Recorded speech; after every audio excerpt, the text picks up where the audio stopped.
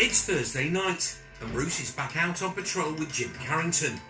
They've got the blues on, hunting down a wanted motor that's pinged a camera across town.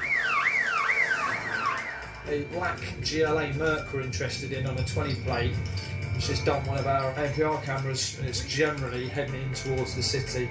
We've got some intel to suggest that whilst they drugs, so if we can get to the car and see what we can find. Interceptors use a combination of intel and intuition to find bad guys. And Bruce's nose is second to none. Spot by nothing. That'll be it where the lights are up there. That'll be it. Got a like-looking vehicle parked up here with the lights on standby. It's a positive ID, but because the Merc owner's got previous for failing to stop, Jim wants backup. Normal road speeds, just early pursuit considerations should it become relevant. Road slightly damp, but there's no pedestrian traffic, there's no vehicle traffic. Got him in the rears. The last thing cops want is a pursuit, so with another unit now behind, Jim preps the team for a tactical strike. To the second ARV T-Pack mobile, if we get the opportunity, we'll call the strike, we'll commit to the get-by if you can come up to the rear of the subject vehicle. A plan is in place to box the Merc in, but it looks like they might not need it. Stand by saying it's a near side indication he might be coming to a natural stop. Stop. Strike.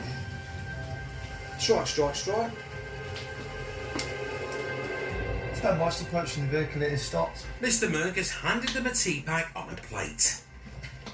He's out. Jim will be hoping for a similar level of cooperation from the Q&A. No, we've got no reason. What's your name? Would you mind just stepping out for a sec, mate? No, I'm not committed a crime, officer. Well, we want to speak to you. I want to make sure your documents are in order and make sure your ID is correct to drive the vehicle. Okay. So it's much easier for me to have that conversation with you. Happy to stand and have a conversation with me. You intimidate the dog game bananas, like. Cosmopolitan Jim's a man of international tastes. American cheeseburgers washed down with fancy French reds. But tonight, he's only got eyes for this German motor. We're interested in a car similar to this one because it's been acting suspiciously locally in this area. I'm not saying it's you. Not me, though. So that means that what we're going to do is we're going to speak to you. All my documents are in place. Have you got your ID on you then, mate? I don't. Anything with your name on? Nothing at all, no. Nothing at all. Right, so how am I going to identify you if you've got no ID on you?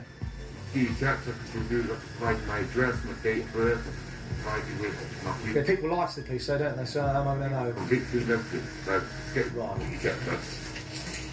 Got nothing to hide from that.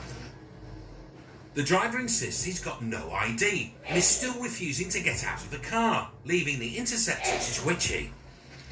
Just get in your car, because I've got some feeling he could go in a minute. As long as the suspect remains behind the wheel, the situation is on a knife edge. Why kind of a friendly conversation outside the car is beyond me, really. Because I don't trust you, lot. Why not? First time I've ever met you. What's your full name then, please, mate? Let's get this over and done with, shall we? Yeah, 2 and 8 Zulu 2. Can I have your badge number, officer? Yeah, 2424, James Carrington. Just gone off with the Mercedes. For some reason, the gent driver doesn't want to get out to speak to us, but I'm just going to get some details for you for a name check. Is he showing you any ID? The name the man's given them is insured to drive the car. But Jim's not convinced this bloke is who he says he is. Now, this is your opportunity to give me your correct details. Are you going to do that or not?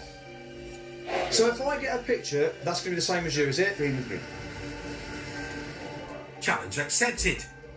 Jim's colleagues punch the name the man's given them into the police database, and surprise, surprise, That's not. So he's lying. he's given them false details. Fella, are you going to be coming out of this car? Because you're not who you're saying you are. If that's the case, we'll be using force to open this car. All right? Well, there you go. Right. I'm not legal to drive the car. Right. Oh. Okay. Okay?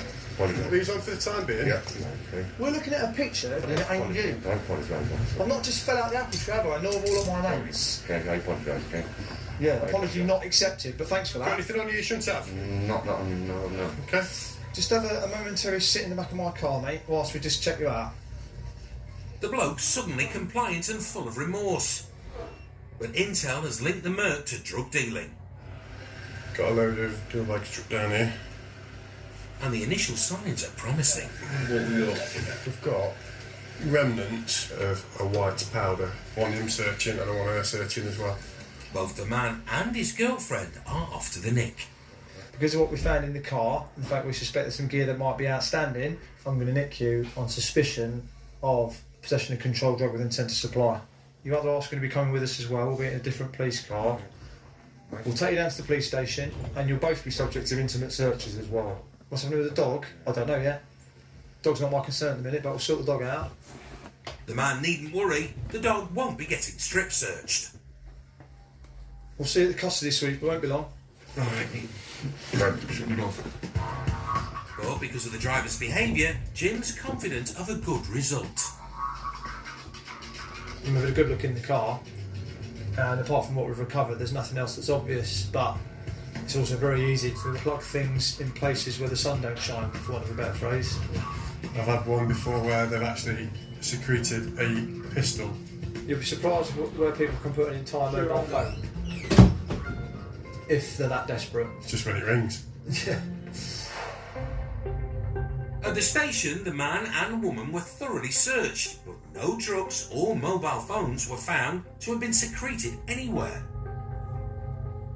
No drug charges were brought. However, the man was found guilty of driving without a licence and without insurance. He was fined £660 and paid £90 in costs. Still to come. Whereabouts you heading to? I'm a delivery driver. A delivery driver arouses suspicion. There's a very strong smell of cannabis coming from you and that vehicle. So where is it?